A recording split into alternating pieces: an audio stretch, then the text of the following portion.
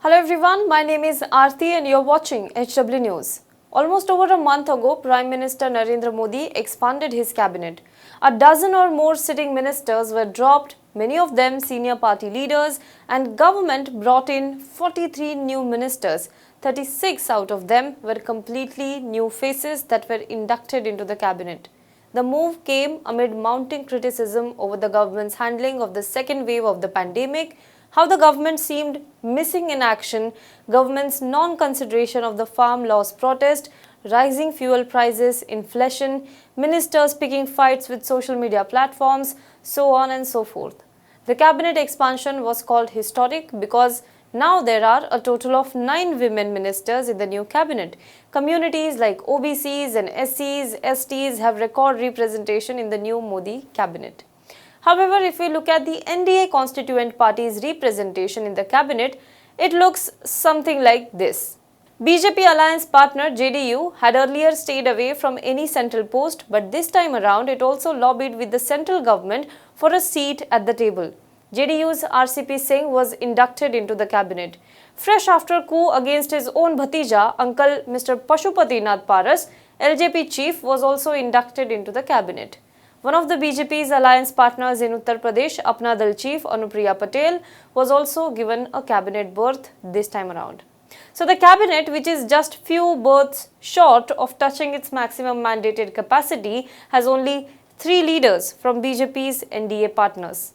While many of the alliance partners have left BJP since it came to power in 2019, it also indicates that the BJP is fast losing NDA partners, and thus the Saffron party is in search of new NDA partners now. And in the process, it is also reaching out to several political parties. It apparently did the same before the cabinet expansion. It reached out to a party to join the NDA fold, negotiated with it, the number of seats they may get in the cabinet, everything was finalized, but just before the Modi government could go out and make an announcement, the party backed out of the deal. And this left BJP not only disappointed but also infuriated. This party, which backed out of the deal with the BJP, is none other than the ruling party of Andhra Pradesh YSRCP, led by Andhra Pradesh Chief Minister Jagan Mohan Reddy. Now, according to a report by the Indian Express, the BJP had approached the YSRCP to be a part of the NDA fold, but the southern party took a U-turn at the last minute. So what exactly happened? Why did BJP approach YSRCP, and what are the reasons behind YSRCP refusing to accept the offer? And as the majority of political equations these days in the country have a common link, here is the link too. And I am talking about the PK connection. We will talk about all of this in today's video, but before that, if you're watching this video on YouTube, please make sure you like this video. If you like this video, also give us a super thanks. And do comment below the video, subscribe to our channel, and if you are watching this video on Facebook, please do like our page and share this video to as many people as possible. Now first, let us understand what exactly happened, and then we will move on to the analysis part of it. According to the Indian Express report, BJP's attempts to rope in a key regional party from the south, the Jagan Mohan Reddy led YSRCP, fell through after the regional party rejected the idea at the last minute. The BJP had offered it cabinet posts as well, but despite that, the offer was not accepted. Sources quoted in the report said that the BJP resumed talks with Reddy before the July 7th cabinet expansion. The process was initiated to have YSRCP in the cabinet. The deal was almost done. There were offers of a cabinet post, an independent charge, and a minister of state. But later on, the discussion came around to 2 cabinet posts, and the BJP leadership was not really ready for it. But Jagan Mohan Reddy had the inclination to join the government and had even finalized the names for the post, according to the report.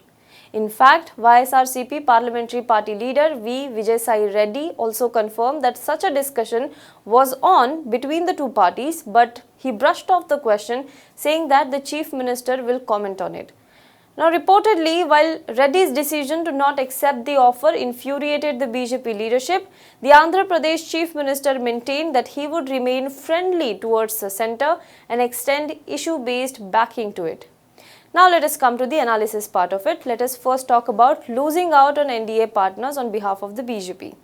Over the last 7 years, since it came to power, the BJP is troubled with one issue in particular. The National Democratic Alliance is shrinking. First the TDP left, then PDP left. Resentment was building among Akali Dal and Shiv Sena even before 2019. These were the oldest alliance partners of the BJP. And finally, the Shiv Sena left after the 2019 Maharashtra election and Akali Dal left after farm laws were passed. So the party has lost all the major regional alliance partners. Now next year onwards till 2024, crucial state assembly elections will happen. Among them are Punjab, Uttar Pradesh, Karnataka, Rajasthan and Madhya Pradesh, etc. BJP will need the support of the regional parties in these elections. Moreover, it will need the support of the regional parties in the presidential election too. So it will need more alliance partners. Now the political parties in the country can broadly be divided in the three categories. One category is the supporters of the ruling party, another is the opposition, third is the fence-sitters. Now parties like Apna Dal, JDU, LJP, RPI for that matter can be classified in the first category. Parties like Congress, DMK, TMC, NCP, CPIM, CPI, Shiv Sena, TDP, etc. are counted in the second category.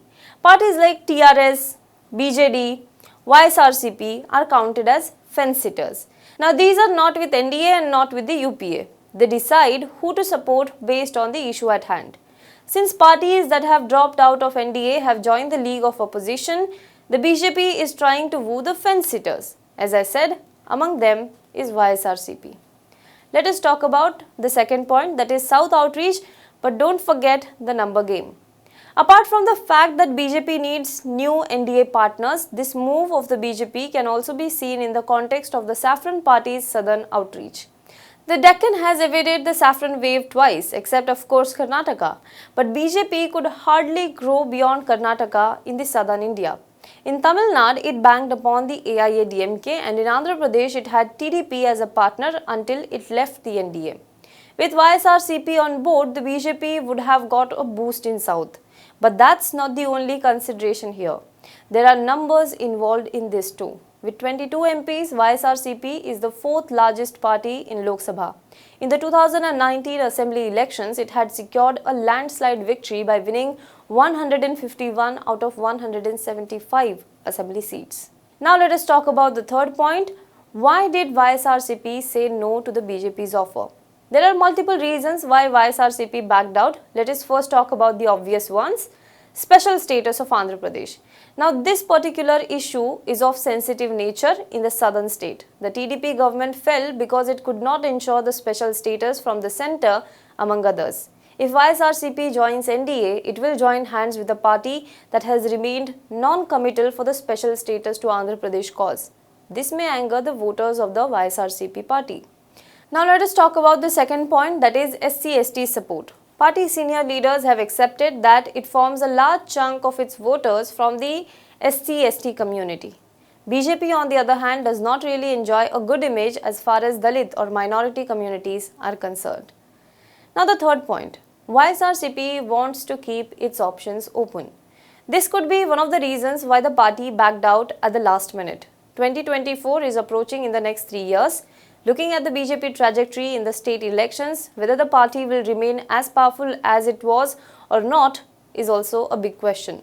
On the other hand, the opposition for the first time in the last 7 years looks all set to come together.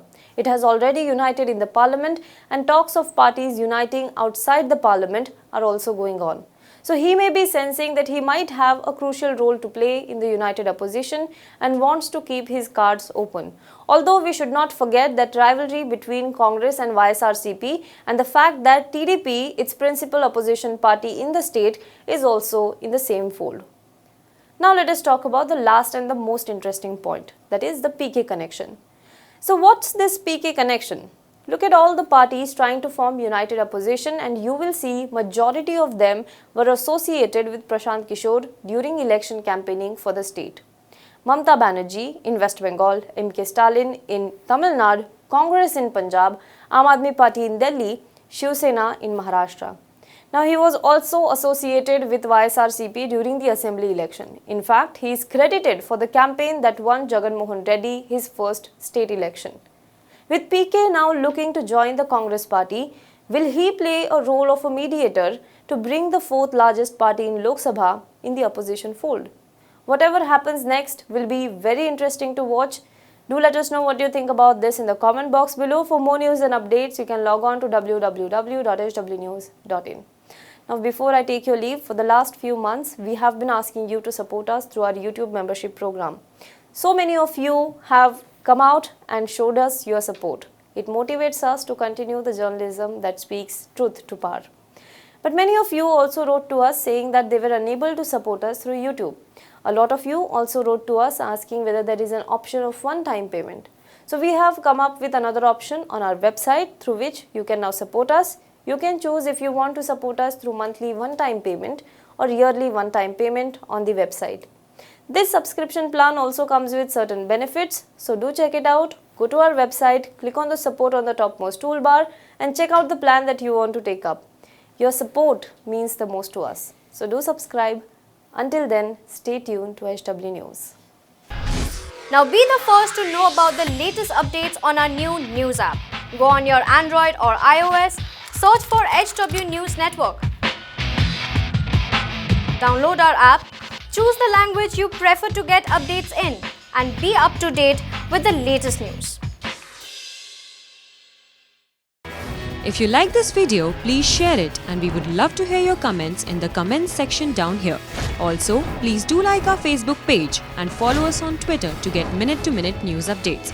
For more such shows and videos, subscribe to our YouTube channel.